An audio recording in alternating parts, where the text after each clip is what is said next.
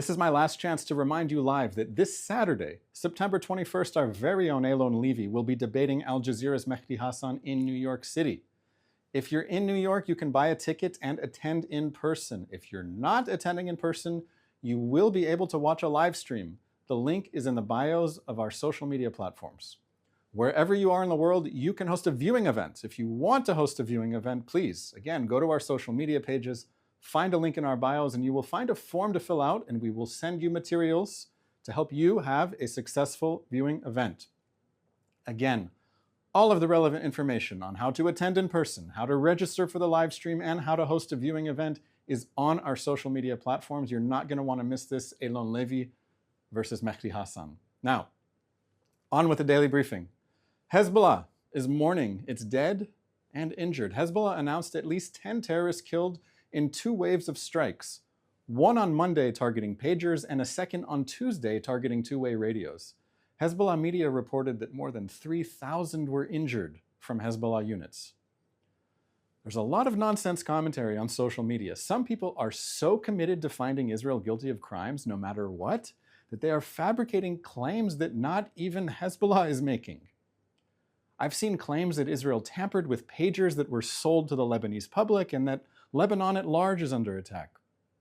This is false. Listen, Israel could invent a magic spell that just wished all the Hezbollah and Hamas gangsters out of existence, and the same crowd, so many of whom are professors, would whine that it's not fair that Israel has better technology. Well, this is what Hezbollah is saying.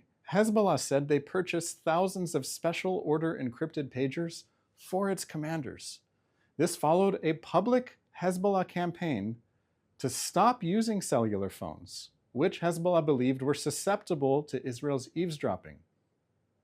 Hezbollah put out multiple messages acknowledging that its operatives were the targets. Hezbollah did not distribute its special pagers to uninvolved civilians.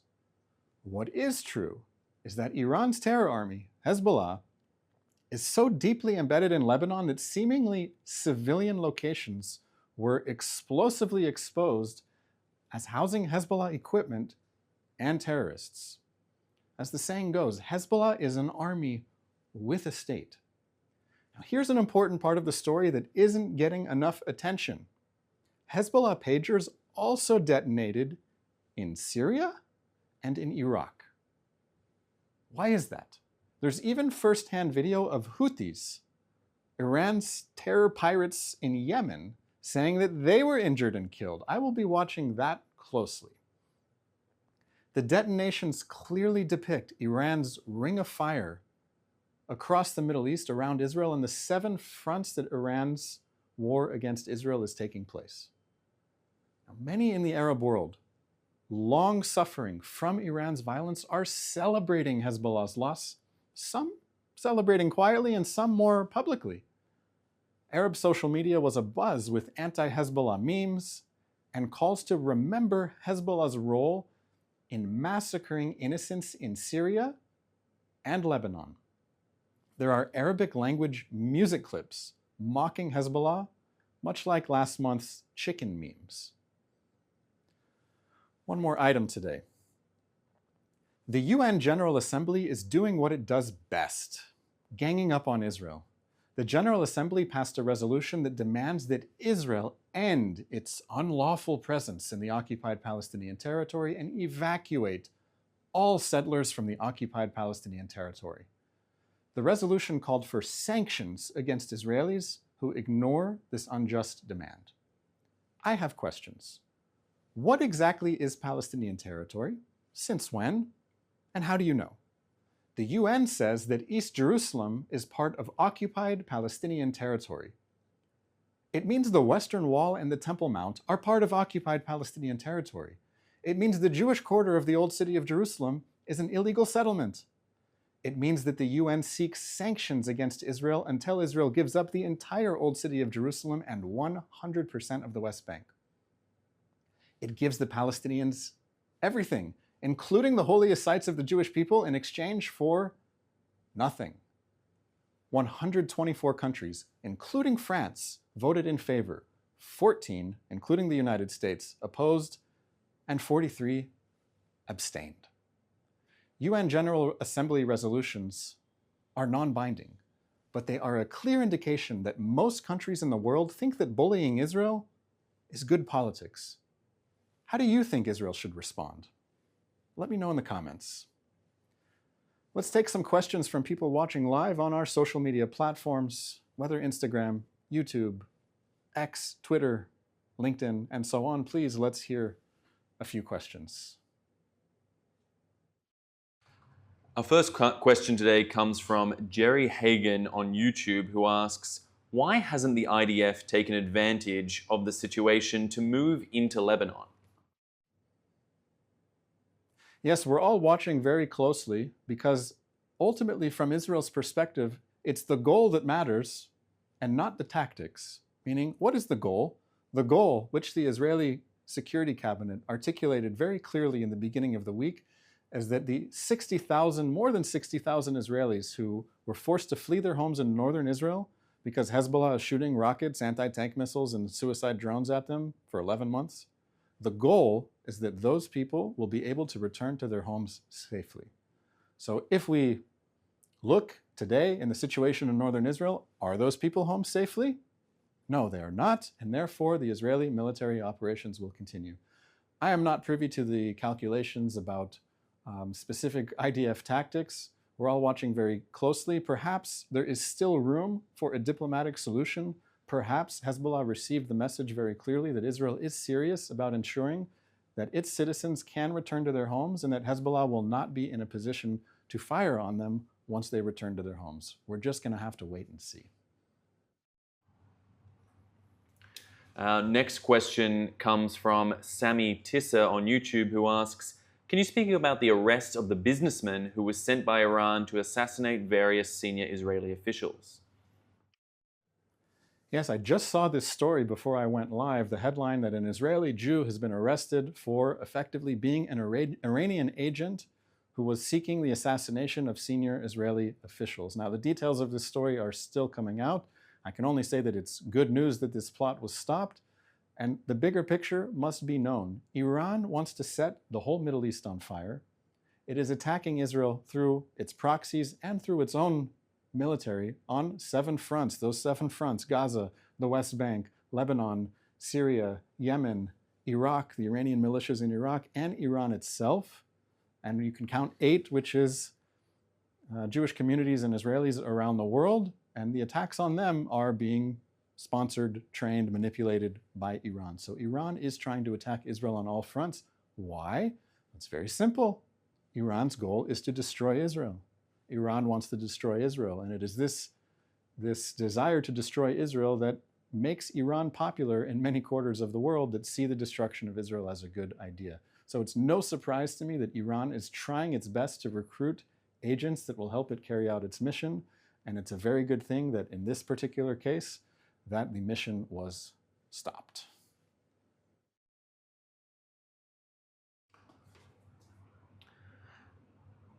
The next question comes from Rachel on Instagram, who asks, are we closing in on Sinwar, or is Hezbollah's interference affecting our rescue efforts? That's the million-dollar question. Are we closing in on Sinwar, and what will be the fate of the Hamas leaders who planned the October 7th massacre? We know the fate of some of them already. There have been targeted strikes on people like Mohammed Deif and other senior Hamas leaders who planned and participated and orchestrated and carried out the October 7th massacre. The remaining question about Sinwar is, of course, an open one. It has been speculated that Sinwar can be found surrounded by many living hostages, and therefore a strike to take out Sinwar would also target many hostages. Now, there are headlines and proposals all the time about a diplomatic way out if the military solution cannot be found. What Israel is, of course, seeking is the safe return of all of the hostages and to ensure that Gaza will never again pose a threat to Israel. There are constantly headlines and diplomatic negotiations taking place about how to achieve this. All I can say is I'm waiting and watching just like you are. Next question comes from Winnow on Instagram, who asks a question on these states that are halting weapon sales. To what extent is this threatening Israel's war goals and defense capabilities, and is this more of a medium-term problem? Yes, I have been following this story. There were headlines about how Germany is quietly participating in an arms embargo against Israel by holding up the shipment of certain parts and supplies to Israel. There was a similar situation in the UK. It is a disturbing trend, but I am not in a position to tell you how it affects the Israeli military and how it affects operations. I am sure that Israel's defense planners have taken into consideration what they need to import, how much, and where they get it from. The big picture is that we need to call this out when we see it. If these countries, specifically Germany and the UK, which were quite sympathetic to Israel in the aftermath of the October 7th massacre, if there are certain domestic constituencies within those countries that are pressuring the government so hard to, in a way, force Israel to lose the war, we need to call that out for what it is and speak with a clear voice that we're not going to allow Hamas to win one way or another. The whole world needs to understand that that's Israel's message, and how they react to that will affect perhaps their own politics, but Israel is certainly determined and to achieve the successful aims of the war.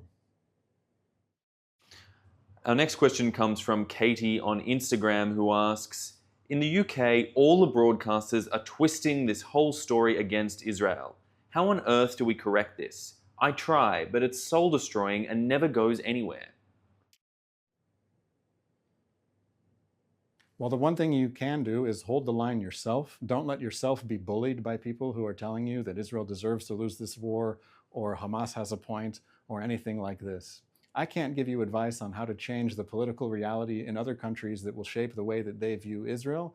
What I can do is empower you to stand up for yourself, to be proud of who you are, and to understand that Israel's not going anywhere, that Israel is going to keep fighting until its own people are safe in their homes, whether it's in northern Israel or southern Israel. And the rest of the world is going to have to deal with this fact and make adjustments themselves. And our last question today comes from Alicia, who asks, will the debate between Elon and Mehdi be online after it goes live?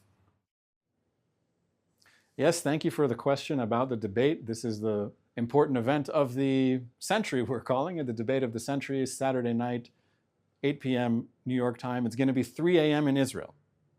So certainly if you're in Israel and you're not able to watch at 3 a.m., yes, the entire debate will be published by the organizers, open to debate. They have a YouTube channel. It will go on there. And if you pay attention to our social media platforms, we will be sharing it there as well. So don't be afraid or upset if you cannot watch the live at exactly 8 p.m. Eastern or 3 a.m. Israel time. You'll be able to watch the whole thing. You'll be able to watch Eylon Levy defeat Mehdi Hassan in the debate and show that, yes, Israel's actions in Gaza were justified. That's all the time we have for in this live debate, in this live daily briefing. The debate's on Saturday. That's all we have time for in this live daily briefing. If you have questions that I didn't get to, feel free to message me on my own platforms. I'm Daniel Rubenstein. This was the live daily briefing of the Israeli Citizen Spokesperson's Office. Have a great weekend. We'll see you back here for the live on Sunday.